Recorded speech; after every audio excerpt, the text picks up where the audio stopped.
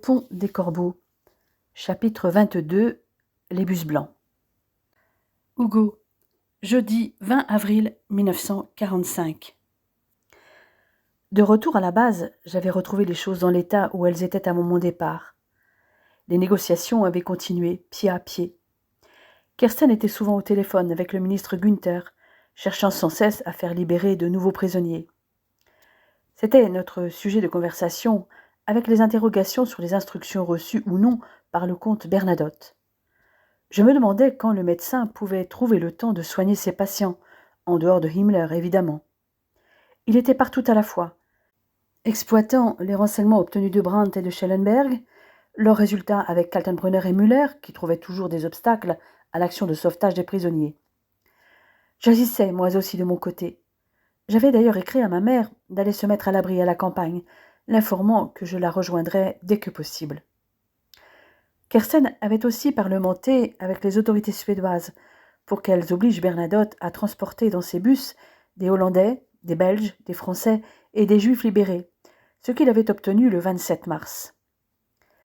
Mais il avait fallu attendre le 2 avril pour que le comte ait une entrevue avec Himmler, à l'issue de laquelle il avait obtenu une promesse de libération et de transfert en Suède des femmes et des invalides, par petits groupes, et une partie des 461 étudiants norvégiens retenus à Neuengamme.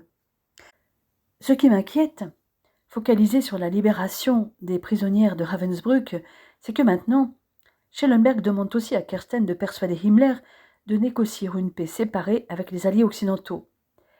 Mais Himmler hésite toujours entre sauver l'Allemagne du chaos et sa loyauté envers Hitler. Et sa procrastination agace mon patron, dont les arguments restent vains. Il garde quand même l'illusion de transformer le Reichsführer en putschiste, ce dont je doute fortement. Une information me préoccupe beaucoup le 18 avril. Les chefs SS, à commencer par Himmler et Schellenberg, veulent aller se réfugier dans le sud du pays pour se rapprocher du groupe d'armées centre. Cela me perturbe tout autant que l'embrasement à l'est qui a repris depuis 2 jours. Ce qui signifie que les soviétiques peuvent atteindre Berlin en quelques jours, ce qui est dangereux pour Kirsten et mettre le projet d'évacuation des prisonniers de Ravensbrück en péril.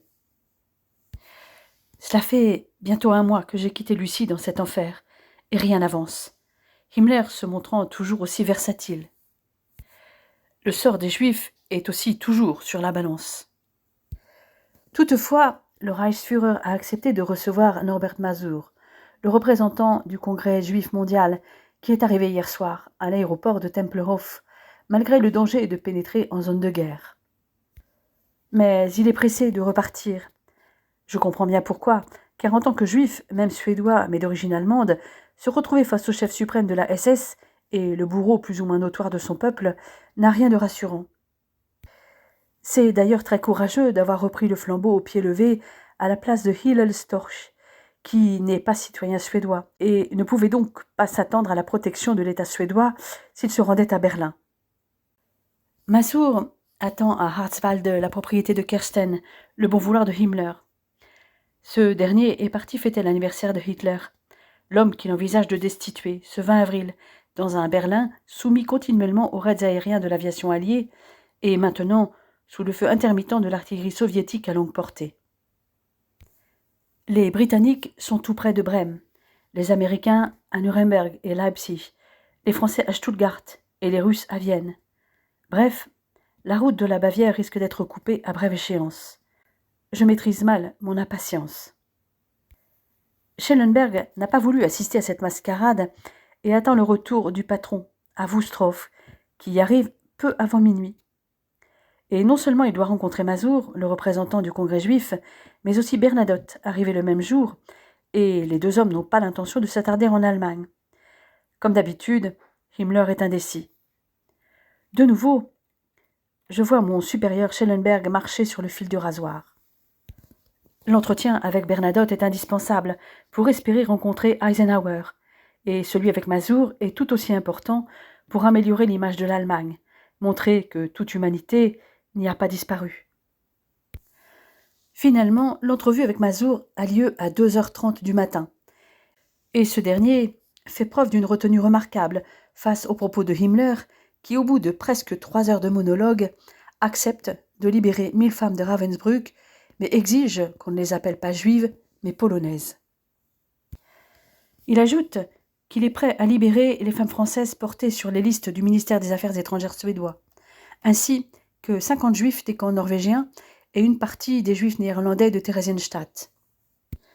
À l'issue de l'annonce de sa décision, le chef de la SS discute même pendant une demi-heure, seul à seul avec Mazur, déclarant au retour que s'il s'était connu 10 ans plus tôt, la guerre n'aurait jamais eu lieu. Quand Kersten me rapporte ces propos, je manque de m'étrangler face à cette énormité.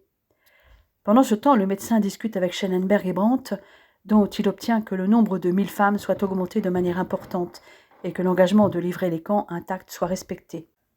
Kersten arrache aussi la promesse que la haine ne serait pas détruite. Le Reichsführer déclare même à son médecin, qui n'a jamais cru en la victoire de l'Allemagne, qu'il a eu raison sur bien des points, notamment que le pays a été dirigé par un aliéné. L'objectif était de bâtir une Allemagne grande et forte, et il laissait un tas de ruines. Il rejette la faute sur Bormann et Goebbels avec leurs mauvais conseils au Führer. Lui devait obéir comme tout soldat loyal et discipliné. Avec nous disparaît la meilleure partie du peuple allemand. Ce qui reste ne nous intéresse pas. Les Alliés pourront en faire ce qu'ils veulent, conclut Himmler.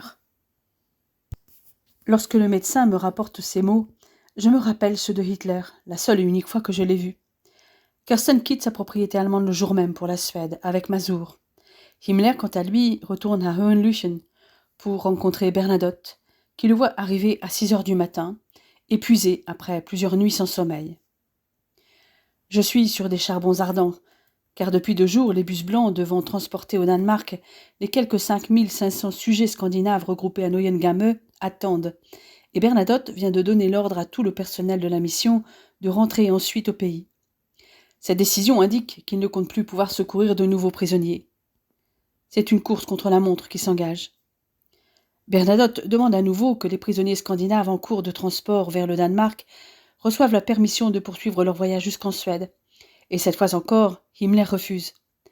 En revanche, il cède sur d'autres points et se montre tout à fait intéressé par la proposition du comte de laisser la Croix-Rouge emporter toutes les femmes françaises internées dans le camp de concentration de Ravensbrück. Non seulement il donne son accord, mais encore il invite les Suédois à prendre en charge les femmes de toute nationalité, le camp en question devant être évacué incessamment. Cette offre qui surprend Bernadotte n'est que ce que le Reichsführer vient de promettre à Mazur et à Kersten 2 heures plus tôt, à l'exception de la concession supplémentaire qu'il vient de faire, soufflée par Schellenberg pendant le trajet entre Harzwalde et Hohenlychen. En effet, puisque le camp de Ravensbrück doit de toute façon être évacué devant l'avance soviétique, se montrer généreux en remettant toutes les femmes à la Croix-Rouge ne coûte rien. Lucie, dimanche 1er avril 1945. Depuis qu'Hugo est parti le 22 mars, je suis sur le qui-vive. Les canons russes semblent proches, et les forteresses volantes américaines grondent toujours haut dans le ciel, se dirigeant probablement vers Berlin. Un jour de fin mars, voyant Marie de loin, je m'étais portée à sa rencontre. Mon amie revenait du bûcheronnage et se dirigeait vers son bloc. Elle semblait peinée à rester debout. J'étais arrivée juste à temps près d'elle pour l'empêcher de tomber. « Tu es brûlante, Marie. Je vais essayer de faire quelque chose pour toi, » avais-je dit, tout en l'accompagnant jusqu'à sa destination. Dès le lendemain, Marie avait une autorisation qui lui permettait de rester au bloc sans travailler. Je l'avais volée pour elle, et j'ai réitéré une autre fois, permettant à Marie de gagner du temps. 2 semaines, immobile sur sa paillasse, ne bougeant pas même le petit doigt, comme en hibernation, avec ses amis pour la veiller. Malgré les ordres de Himmler, 350 femmes, pour la plupart des juives hongroises, mais aussi 2 françaises, avaient été gazées les 30 et 31 mars. Ensuite, les installations intérieures de la chambre à gaz avaient été soi-disant détruites par la SS. Les prisonnières avaient tout à craindre, car il restait encore une chambre à gaz en état de fonctionner. Ce jour de Pâques, une nouvelle inouïe éclate. Des camions marqués d'une croix rouge ont été vus aux abords du camp. Est-ce vraiment la croix rouge ? Les prisonnières n'osent pas y croire, à part moi. Et voilà que les prisonnières françaises sont appelées. Une fois de plus, il faut défiler devant les SS, dans l'angoisse d'être choisis pour on ne sait quel destin. Nous sommes divisés en 2 groupes. Celui dont je ne fais pas partie est envoyé aux douches et revient vêtu de robes sans aucune des marques de l'état de prisonnière. Plus de numéros, plus de triangles. Marie est parmi les chanceuses, qui attendent toutefois encore des heures avant de franchir la porte du camp. Pendant ce temps, pour celles qui restent, l'implacable routine continue. La mort est partout. Lorsque les camarades à l'agonie n'ont pas déjà succombé, il faut les emmener à la pelle et les maintenir dans les rangs, debout. Les cadavres sont empilés comme des bûches sur une charrette tirée par des prisonnières. Ils sont basculés pêle-mêle sur un tas qui grandit chaque jour. Les fours crématoires ne suffisent plus. Pourtant, celui qui avait explosé a été reconstruit. Entre les bombardements alliés et la désorganisation du Reich, les ravitaillements n'arrivent plus, et des prisonnières meurent de faim, de soif, quand ce n'est pas du typhus. Combien de temps allons-nous tenir encore ? Je ne veux pas perdre espoir. Hugo a promis de me sauver, et je le crois. Même si je sais pertinemment que les décisions doivent venir de Himmler. Je refuse de céder au découragement. J'ai un rendez-vous le 15 août, et je compte bien y être, quoi qu'il en coûte. Hugo, dimanche 22 avril 1945. Quand j'apprends de Kersten que Himmler s'est engagé à libérer les Françaises de Ravensbrück, je demande à Schellenberg d'accompagner le Hauptsturmführer SS Franz Göring, un officier de liaison de la Gestapo à qui il confie les tâches spéciales des transferts des prisonniers que Himmler a accepté de libérer depuis février. C'est d'ailleurs Göring qui, avant Bernadotte, donne l'ordre aux chauffeurs des bus blancs déjà arrivés à la frontière danoise de faire demi-tour pour venir à Ravensbrück.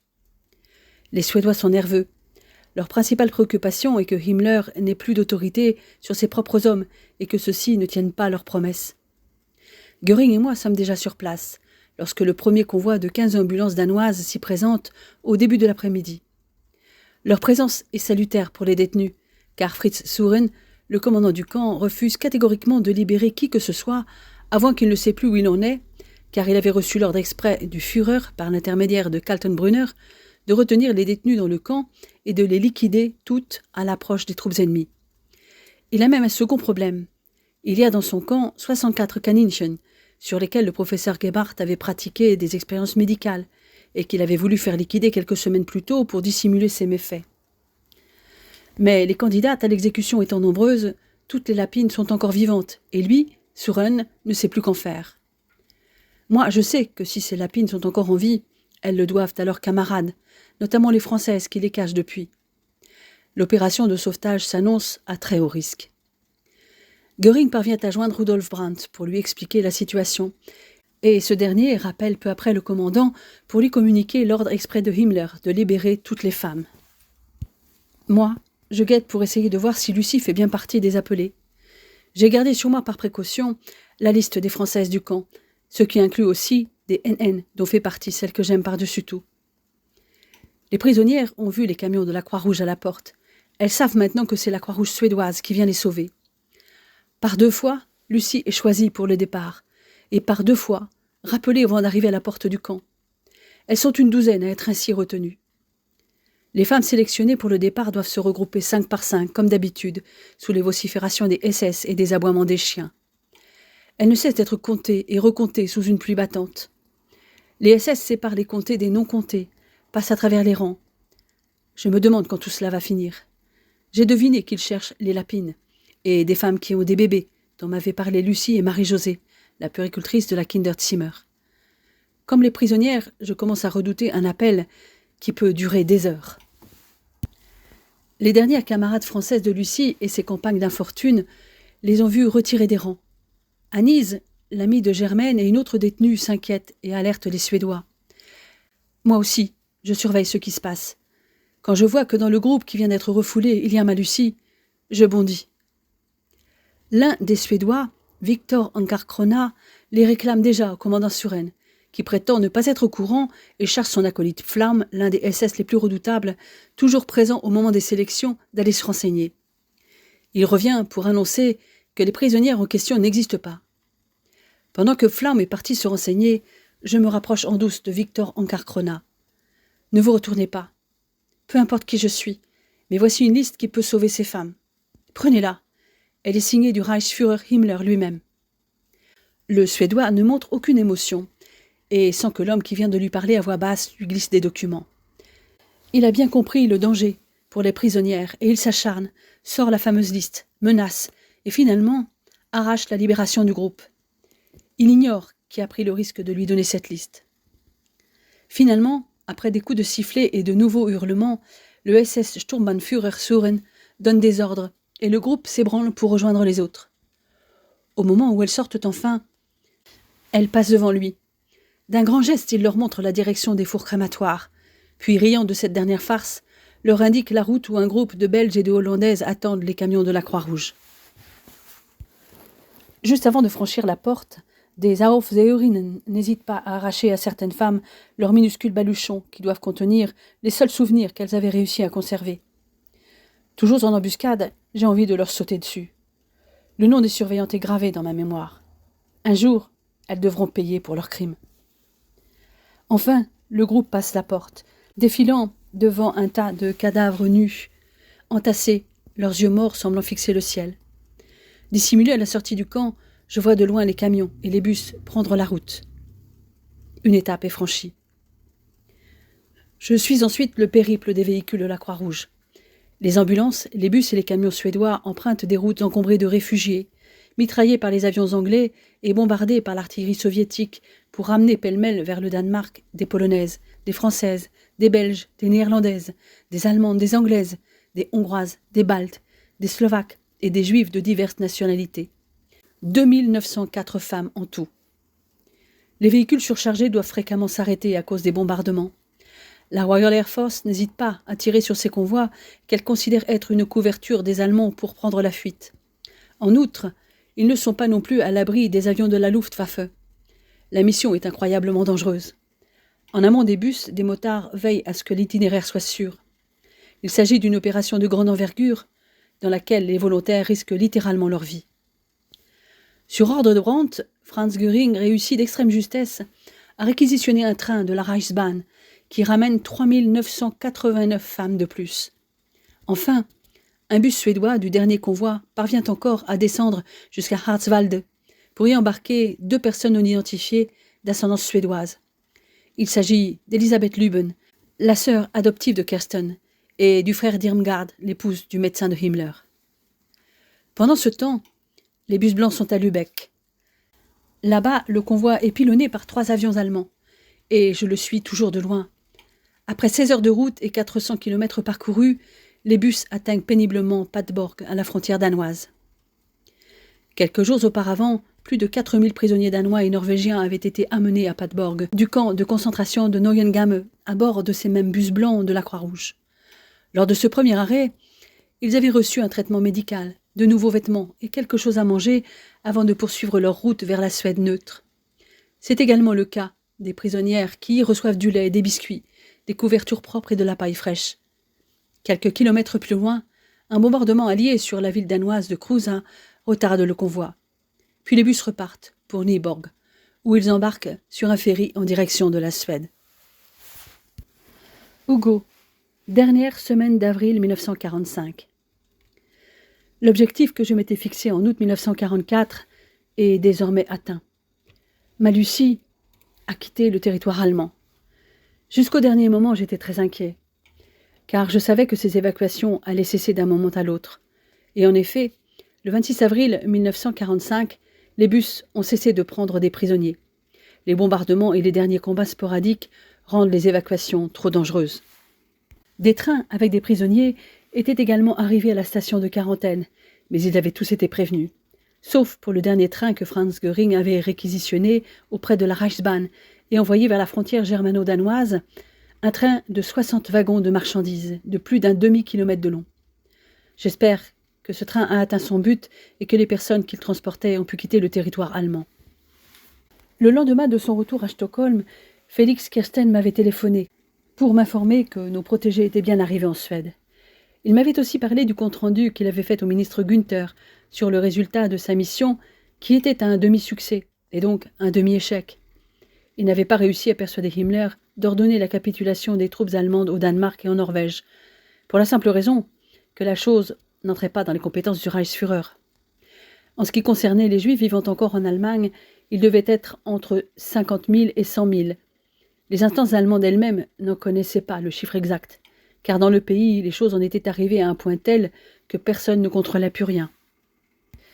Toutefois, désormais, je me désintéresse un peu de toutes ces négociations et de ce que Schellenberg chercherait encore à obtenir de Himmler, après l'avoir rendu un peu plus acceptable comme interlocuteur. Montrer sa bonne volonté en libérant un grand nombre de prisonniers, ou bien forcer les Alliés à le prendre au sérieux en gardant le plus d'otages possible, étaient deux options retenues par Himmler.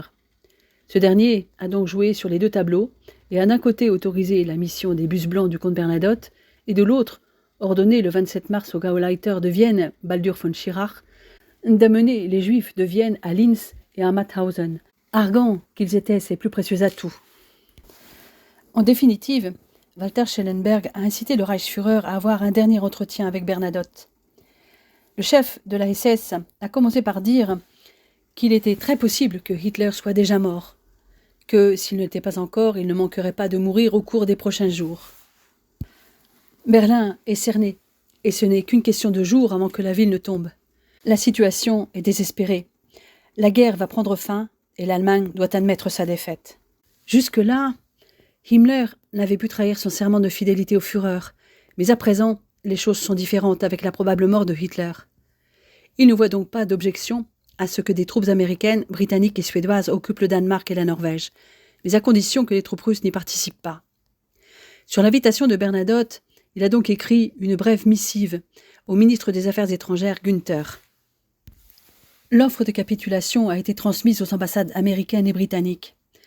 Churchill, qui avait refusé de traiter avec Himmler 3 semaines plus tôt, y voit cette fois un moyen de mettre fin à la guerre.